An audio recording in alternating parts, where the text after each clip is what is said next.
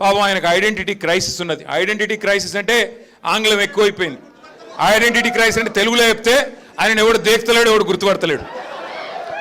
నిన్నటికి నిన్న ఎక్కడనో కాదు, నిన్న ఇక్కడ శంషాబాద్ దగ్గర ఏదో రిబ్బన్ కటింగ్ ప్రోగ్రామ్ పోయిండు. మనం తెచ్చిన నేను చెప్తా తొందరపడక, నా చెవులో మీరు ఎర్రకపోతే చాలు. మనం తెచ్చిన కంపెనీ మన టీ హబ్లో పుట్టిన కంపెనీ అది. ఆ టీ హబ్లో పుట్టిన కంపెనీ పెద్దగా అయింది, పెద్దగా అంతరిక్షంలోకి రాకెట్లు పంపుతున్నది. ఇక రిబ్బన్ కట్ చేయవా రేవంత్ రెడ్డి అని నేను పిలిచినారు. మనం గట్టినవన్నీ కడితే ఈయన పోయి రిబ్బన్లు కట్ చేస్తున్నాడు, అంతే కదా, ఏముంది చేసింది ఇప్పటిదాకా. పిలిచినారు, పోయినాడు. సరే పోయినాడు, ఏదో పోజులు కొడుతూ అక్కడ నిలబడి ఇట్లా అట్లా పోజులు కొడుతున్నాడు. ఆఖరికి అక్కడ పిలిచే యాంకర్ అమ్మ ఉంటుంది కదా, ఆ అమ్మాయి ముఖ్యమంత్రి గారు అని చెప్పి శ్రీధర్ బాబు పేరు చెప్పింది తప్ప ఈయన మాత్రం గుర్తుపట్టట్లేదు. ఇది మొదటిసారి కాదు, చివరిసారి అంతకంటే కాదు. 2.5 ఏళ్ళు అయిపోయింది. యాంకర్లు గుర్తుపెట్టుకోవట్లేదు, యాక్టర్లు గుర్తుపెట్టుకోవట్లేదు, ఎవడు గుర్తుపెట్టుకోవట్లేదు ఆయన పేరు. ప్రజలైతే ఆయన పేరు తీస్తేనే బూతులో వర్షం కురిపిస్తున్నారు. నేను చెప్పట్లా ఇది, మీరు కావాలంటే ఆ యూట్యూబ్లో సోషల్ మీడియాలో చూడొచ్చు. ఎవరన్నా పోయి ఆయన ఎవరు ఉండే ఆయన పేరేంది అనగానే ఆయన పేరు చెప్పకు, ముఖం తిప్పుకుంటున్నారు.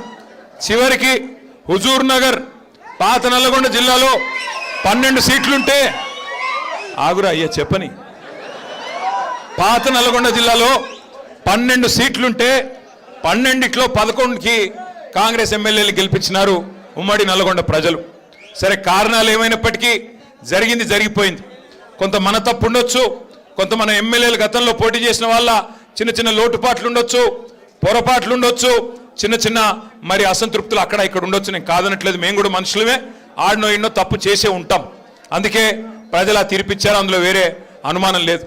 కానీ విచిత్రమైన విషయం ఏమంటే, విచిత్రమైన విషయం, చాలా ఆశలతో ఏదేదో రంగుల ఈస్ట్మన్ కలర్ సినిమా చూపెట్టి ఏం చెప్పారు అన్నాడు. ఈరోజు ముఖ్యమంత్రిగా ఉన్న రేవంత్ రెడ్డి ఆ రోజు పిసిసి అధ్యక్షుడు, ఈరోజు ఉప ముఖ్యమంత్రిగా ఉన్న బట్టి విక్రమార్క గారు ఆ రోజు సిఎల్పి అధ్యక్షుడు. ఏం చెప్పారు ఆ రోజు విక్రమార్క గారు? మీకు గుర్తుండాలా, ఇట్లా గ్యారంటీ కార్డు పట్టుకొని ఇది మీరు భద్రంగా పెట్టుకోండి, 100 రోజులు గట్టిగా పెట్టుకోండి,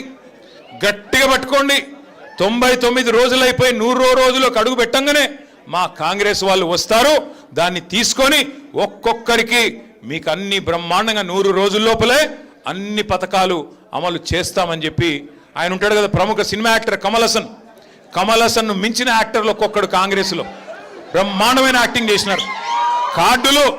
కార్డులు భద్రంగా పెట్టుకోండి అన్నారు. జేమ్స్ బాండుల మాదిరిగా బాండ్ పేపర్లు రాసిచ్చినారు. బాండ్ పేపర్లు రాస్తున్నాం, ఇదిగో 100 రూపాయల స్టాంప్ పేపరు, దేవుడు కాడ పెడుతున్నాం, ఒట్టు పెడుతున్నాం, నమ్మండి దేవుడి మీద ఒట్టు అన్నారు. ఎన్ని మాటలు చెప్తే ఇవాళ నేను అడుగుతా ఉన్నా బట్టి విక్రమార్క గారిని, భద్రంగా పెట్టుకోమంటివి కదా కార్డులు, భద్రంగా 100 రోజులు పెట్టుకోమంటివి కదా,